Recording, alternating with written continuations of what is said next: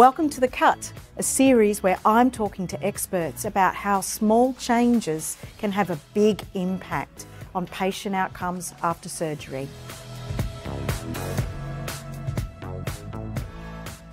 Hi Diana, how are you today? Yeah, good, thank you, Kylie. Oh, I'm really pleased that you've joined me today on this episode to have a chat about that lived experience as a patient who's had a very interesting journey with your incision or your surgical wound. Mm-hmm. So, Diana, tell me a little bit about your journey.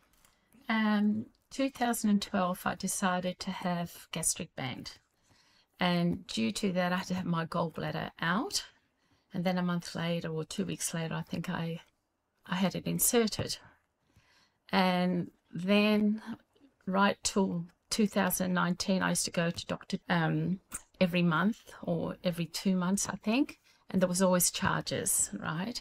So then when 2019 came, April 2019, I went to this other doctor for a good 6 months. And then this doctor actually got a not a very nice letter from the doctor and said, can Diane come back to me? Otherwise, I'll have to remove the lap band. I thought, oh, that's not very nice. He says, no, it wasn't a very nice letter at all. So I ended up going to him in 2019 then. I think it was April 2019. And he suggested, what do you want to do with your lap band? I said, well, everything's fine. I'm 75 kilos. I only had it done. I wasn't obese. I only had it done to control my diabetes, and it's been fantastic. And he said, well, it's like this. It's like having a Mercedes-Benz or a Holden, and we've got a better lap bands now. So which one would you pick? He says, either consider that or maybe have the sleeves done.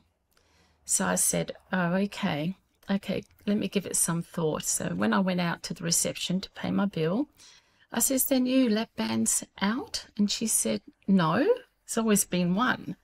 And she laughed, and I thought, oh, okay. But anyhow, I made up my mind. I went to my Galway, and I've taken it out on the 28th of May, 2019. When I had taken it out, I tell the anaesthetist that I tend to get sick with the morphine that they give. Can you give me something not to be sick? Yep, fine. Well, I was sick all straight after the surgery. And then I was under the care of a nurse, and she said to me, you're going to be under the care of another nurse, and she's going to give you an injection at about 10 o'clock for your clot. I said, no problem, okay. So I was lying down, I was on the machine, and from 8 o'clock till about 9, she was talking to a lady, and she was talking all about their holiday. And I was lying there, and she didn't come till 12 o'clock. And I said, oh, you were supposed to come at 10 o'clock to give me the injection for the clot. She says, well, I'm here now. And I thought, zip it, Diane, say nothing. And to me, that was a fear, me being in hospital. I was afraid. I thought, what's this nurse going to give me? So anyhow, she gave me the injection, and she forgot to put the machine back on. And then the next day, the nurse came, and she said, doctor should be with you to discharge you. I go, yeah, no problem. He knocked, and I happened to be in the shower. I came out. And she said, don't worry, he's gone, and I'm discharging you. He never discharged me. And then after that, I'd gone to home, and I had a shower, and 2 days later, the incision burst. And the nurse did tell me, if anything like that happens, ring us. And I did ring home. They probably have my call recorded. And I said, my incision burst, and hot flush of water just came gushing out. And she says, okay, I'll just ring doctor. She did, but doctor was on holidays. And the only time they could get me in was the 12th of June.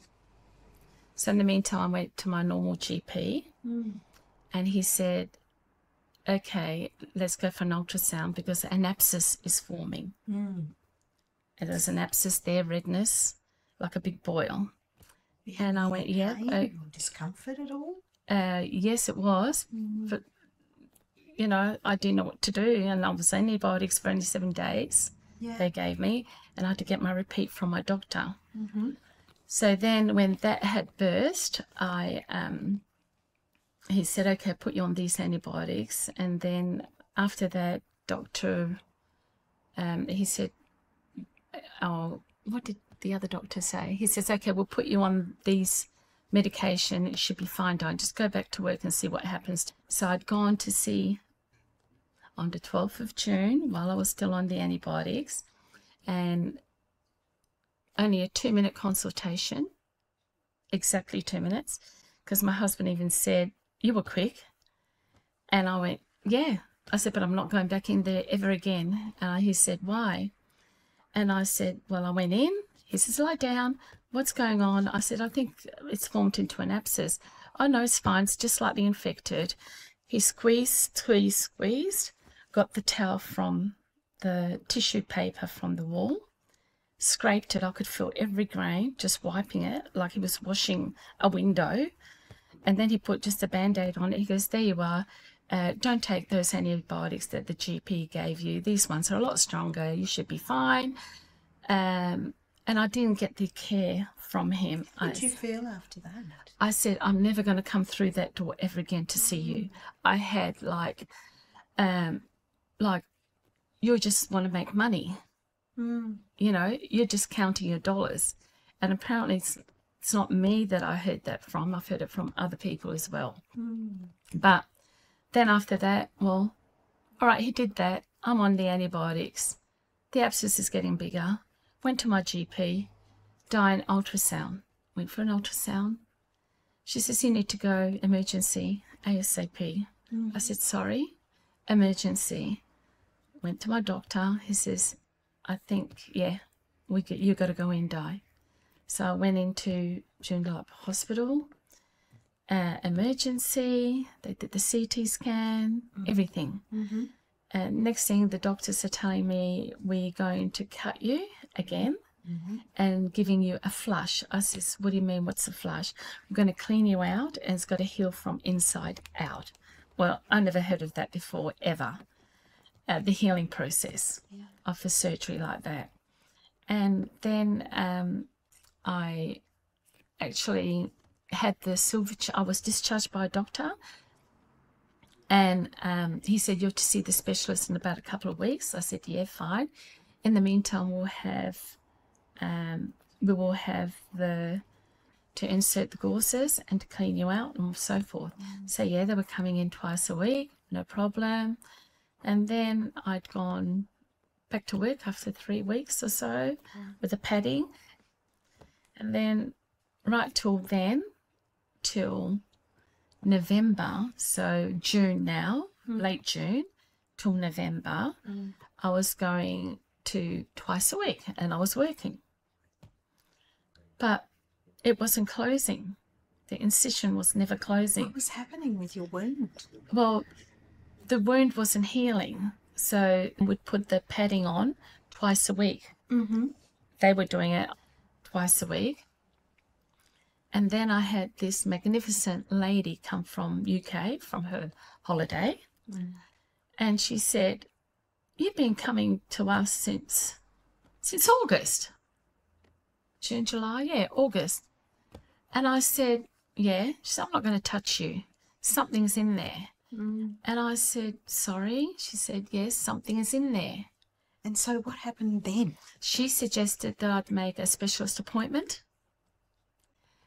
And I'd made an appointment that did the flush out at hospital. And then, so doctor appointment was within a week. Well, that following weekend, before I was going to see him on a Tuesday, I was showering. And then with my wound, I saw something slimy, green, coming out of my wound. And In the shower? In the shower. So I closed the shower with water and I held on to whatever was there. So something was protruding from your abdomen. Yeah. So I just held on to it, Mm-hmm. and I pulled it as much as I can, called my husband over, and I said, look at this, look, something's in me. And he said, just hold on. Mm-hmm. Can you pull it as much as you can? And I said, yeah, but it's slimy, very slimy. And I pulled it as much as I can until it got stuck, and then a little bleeding started to occur, just a little bit, not much. Mm-hmm. And I stopped. So he said, okay, put the Band-Aid over it now. And what did you do then? Then I went to see the specialist. I waited. So I said, I'm not going to say nothing. I'm going to zip it. So I went to, and I said, did you get a feedback from my ultrasound and my CT scan? Yeah, we don't know. We really think that we might have to go back in there because maybe something is in there, but we don't know. So it's still not seen. I said, really? Maybe something's in there? And he said, yeah. Well, I said, well, there is. He went, sorry? He fell nearly backwards. I said, look. He says, come at the back and lie down. Let me have a look. And maybe I'll try and cut it a bit and see if I can pull it. He did. He cut me a little bit. He sanitised and did what he had to do. And he was slowly cutting and trying to pull. Couldn't do it. And then I said, I really want to know what it is. He said, Di, we're going to have to put you in hospital ASAP. Mm-hmm. So he admitted me within 2 days, or a day, I think it was. And he'd cut me open. And I mentioned it that I wanted to see whatever came out. And can I take a photo? And they wouldn't let me. They said no. But you can see it. And I went, okay. And they said the lab will know exactly how to clarify and how to word it, what they found. Otherwise, there's too much paperwork to be involved if you wanted to know exactly. And I went, okay. So the nurse came and she said, look, this is what we got out. And it was a long string about that long, green one. And the mesh would have been about that square. And it was all tangled right around. So there would have been maybe 1.5 meters of string inside me. Now, prior to that, I did have the ultrasound, and the doctor who did the ultrasound said if I had anything long inside me. I said, no, not that I'm aware of. Really? Yeah, so she did question that. But nothing was written in that ultrasound at all. What an experience. And well, thank you so much for sharing your journey, your experience. Just a snapshot into what's happened to you. Thanks, Diana. Thank you, everyone.